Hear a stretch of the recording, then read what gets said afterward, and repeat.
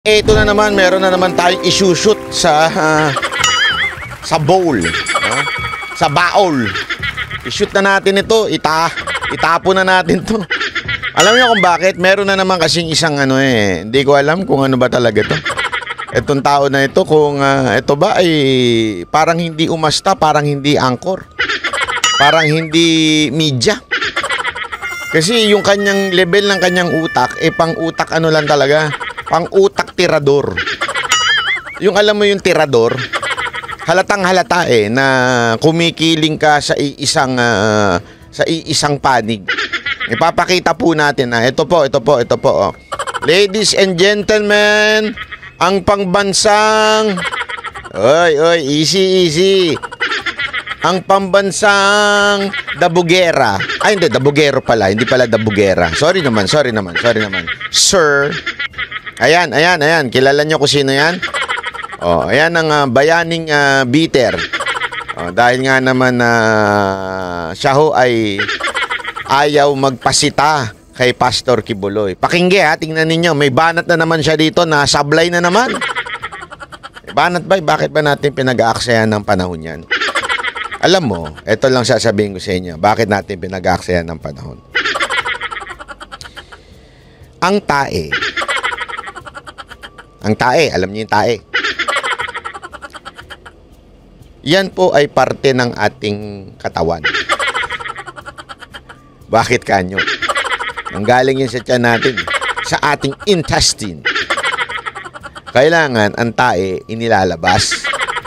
Pag hindi natin ilalabas yan, madumi yan. Mantakin mo na sa loob ng katawan mo yung tae. Kaya kailangan nating ilabas. Kailangan nating bigyan ng oras. Hindi pwedeng kain lang ng kain. Di ba? Kailangan yung trash, yung basura ay ilabas natin. Ganon din kay Mike Abe. Bakit kanyo? Although magkatunog sila, Mike Abe, Mike Tae, magkatunog. Pero hindi ko sinasabing tae siya. Hindi ko sinasabi Sinasabi ko, pinag-aaksaya natin ang panahon kasi nakakalaso ng isip. Lalo na pag tatanga-tanga ka, malalaso ng isip mo. Pag mahina ang kokote mo, malalaso ng isip mo.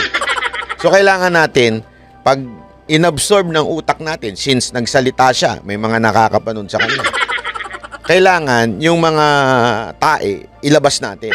Yung mga hindi tama, yung hindi magaganda at wala ng gamit, ilabas natin yan. Or else, mabubulok kayo sa loob ng tiyan mo. Magkakaroon ka ng iba't ibang komplikasyon. Kaya ilabas natin ngayon.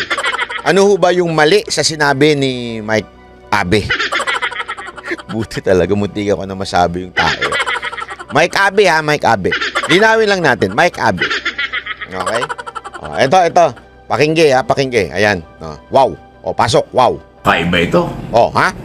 Ano ba ito? Natatapat lang na tuwing may hearing, nagugutom? Tingnan niyo po ito. Tingnan niyo yung pinupunan niya. Yan po yung viral ngayon. Viral. Ha? Ayan, Senador ng Republika ng Pilipinas, ginawa pa yung number 1.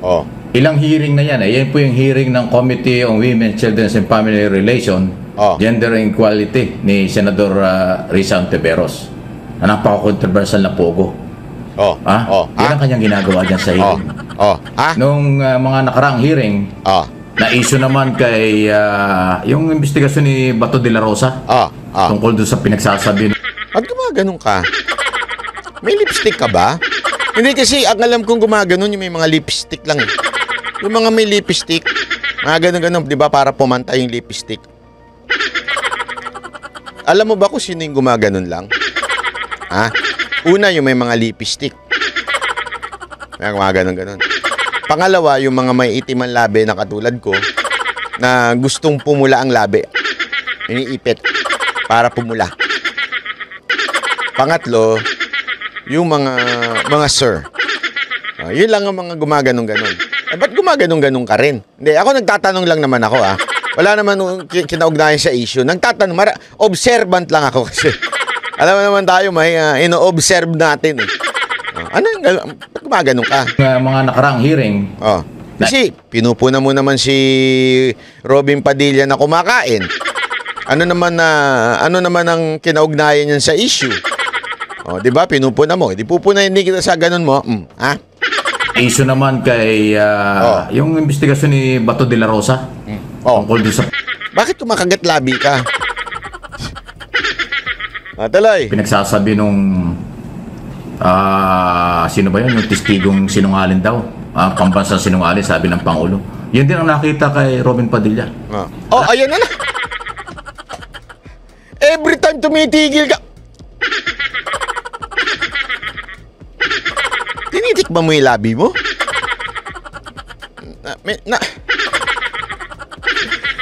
Wala na hubang umahalik sa inyo?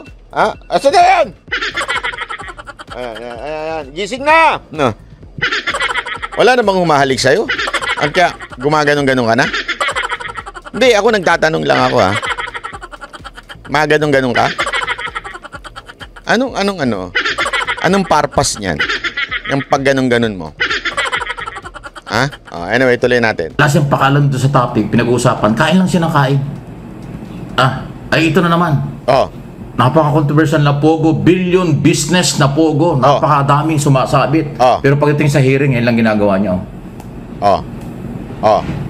Kaya nga, ako naman nagtatanong lang. Natatapat lang ba na tuwing may hearing, nagugutom ang senador ninyo? Yung ginawa niyong senador na number 1 sa Pilipinas? Na tuwing na lang hearing, ang nakikita sa kanya kumakain. Di ba dapat pag public hearing, dapat involved sa question and answer? Focus ka sa trabaho, magtanong, mag-imbestiga, kaya nga in aid of legislation. Pero yun lang nakikita sa kanya. Di wow. Nakakatawa lang. Senador, good morning. Madalas kang nagugutom, Wow. Eto, ilagay lang natin sa tama. Kasi alam naman natin, yung argumento niya, ganito lang. Pag kumakain, hindi nakakonsentrate daw sa hearing. Pag kumakain, bawal daw sa hearing. Okay? Pangatlo, parang walang kwenta, lagi na lang daw natataon na kumakain siya sa hearing. Masama ho bang kumain sa hearing? Unang tanong. Hindi. Hindi po. Pangalawang tanong, siya lang po ba ang gumagawa ng ganyan? Hindi rin po.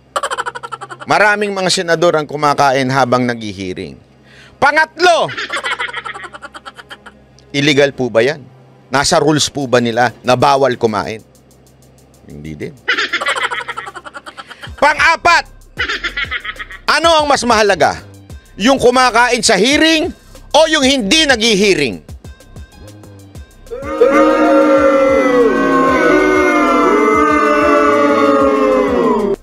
Mike Abe, tablado ka na naman. Bakit hindi mo punahin ang mga kaalyado ni Marcos at ni Romualdez na hindi uma-attend ng hearing? Ang pinupuna mo, yung uma-attend ng hearing pero kumakain. Ang problema kasi ganito. Ang hirap sa inyong mga hinirang, appointed ni Tamba para banatan ang kalaban. Ang pinupunan nyo lang lagi ay yung malapit sa Duterte. Yun ang tanong dito. Masama po ba ang kumain at umattend ng hearing? Bakit hindi mo pinupuna yung mga hindi uma-attend ng hearing? Naakala ko ba napaka-importante nitong issue? Itong issue ng Pogo. Napaka-importante. Bakit di uma-attend yung mga kaalyado ng amo mo? At ang pupunahin mo yung kumakain. Tama, mali. Alam mo ba, yung hearing na yan, mahaba yan. Dire-diretso yan. Walang lunch break dyan. Kaya nga merong pagkain hinahain dyan eh. Bakit kanyo? Kasi tuloy-tuloy ho yan. Habang naghihiring, kumakain yung iba. Yan o, igawain na sa Senado. Hindi mo alam? Hindi mo alam? Anong alam mo? Ginagawa talaga yun sa Senado. May pagkain. Naka-attend na po ako one time dyan. Nakikain lang. Hindi, walang biro. Naalala mo, nagpunta din si Mocha dyan dati. May pagkain talaga. Kinakain ko na lang yung pagkain. Habang naghihiring, kinakain yung mga pagkain. Sinasabi mo ba, bastos yung ganyan? Ang bastos yung tumatay sa pinggan. Pero yung kumakain, hindi bastos yun. Buti nga sila, uma-attend. Eh yung iba, kumakain sa opisina. Habang may nagmamasahing sekretary. Yung iba kumakain sa mga 5-star hotel. Yung iba kumakain sa kung saan-saan dyan. Hindi na uma-attend. Bakit ang pupunahin mo yung nagtiyagang umattend at pinagpaliban na yung pagkain sa labas at kumain na lang habang uma-attend? Hindi mo ba naisip yun? Ganun sila kabisi. To the point, kahit habang supposedly break nila, dahil kailangan nilang kumain ng lunch. O baka sabihin mo, hindi naman lunch yan kasi tinapay. Huwag kang tanga, hindi lahat ng kumakain ng kanin, eh yun na yung lunch at dinner. Meron no, ang pagkain lang sa lunch, eh tinapay. Ako, ang pagkain ko lang sa lunch, eh steak. Walang kanin. Diba? Dahil carnivore ako. Diet. So, anong punto ko dito? Ang punto ko lang napakasimple. Buti nga umatindi. Buti nga, pinagpapaliban niya yung lunch time, yung kanyang me time, yung kanyang break time, at umati na lang siya sa hearing. Dahil alam niyang mahalaga yung hearing. Alam mo, it's pretty obvious, Mike Abe, na kaya mo pinupuna yan dahil iilan na lang kasi ang mga malalapit na senador at nagtatanggol sa mga Duterte. Senator Robin, Bongo, at Bato. Kaya tinatarget nyo na. Dahil ayaw nyo na silang maulit o ma-re-elect. Dahil gusto nyo lahat kaalyada nyo para hawak nyo talaga sa liig ang buong Senado. And yet, ang tanong natin dyan, bakit hindi mo punahin yung mga kaalyado ni Romualdez diyan sa Senado na hindi uma-attend? Ba't hindi yun ang punahin mo? Buti nga itong mama nagtatrabaho eh. Sige, tanungin kita, ganito lang kasimple yan. Ganito lang kasimple yan. Ha? Kunwari nagtatrabaho sa opisina. May hinahabol kayong deadline. May importante kayong gagawin. Yung iba mga tao, yung iba mga kaopisina mo, nag-lunch sa labas. Nagtsikahan, nag-yosi break, nagkape. Kasi break nila. Oh, lunch time yun. Kasi kanilang time yun. Tapos merong isa dyan na iwan dahil gusto niya matapos yung gawain. Tapos habang tinatapos niya, doon na rin siya kumakain. Tapos ikaw yung boss, bida-bida, papasok. Bakit ka kumakain? Ha? Dapat nakapokus ka. Dahil importante ang ginagawa mo. Dapat nakapokus ka sa trabaho. Bakit ka kumakain? Nakita mo na yung analogy. Nakita mo na yung difference ng utak mo at sa tamang utak. Buti nga yung mama, kahit time niya mag-lunch, hindi na siya umalis, kumain na lang siya doon. O breakfast man, kung ano man yan, breakfast, lunch, or dinner. Alam mo ba na ang inaabot yung mga hearing hanggang madaling araw minsan? Yung mga deliberation. Kaya yung iba dyan na kumakain habang ginagawa para tuloy-tuloy yung trabaho. O bakit di mo punahin yung mga kaalyado ng amo mo na si Romualdez na wala sa hearing? Asa na yung mga yun? Pwede naman umaten kahit hindi ka membro ng ng committee na yan, pwedeng umaten kung talagang concern ka. Bakit di yun punahin mo? Ang pinupuna mo, yung kahit panahon niya na mag-break, doon na lang siya nag-break para mapakinggan niya pa rin yung nangyayari.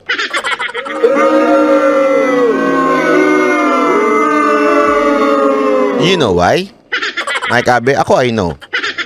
Because you are appointed to hit on Duterte's ally. Di umano. Tama, mali. Are you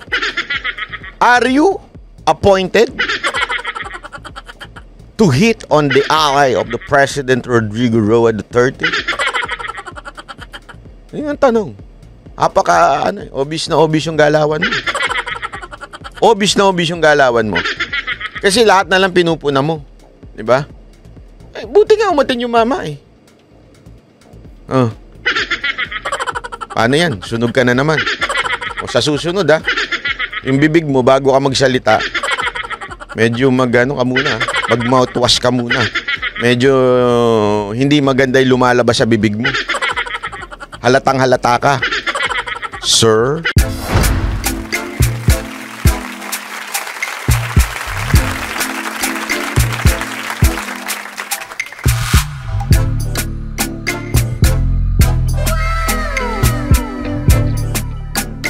The next performance will start momentarily.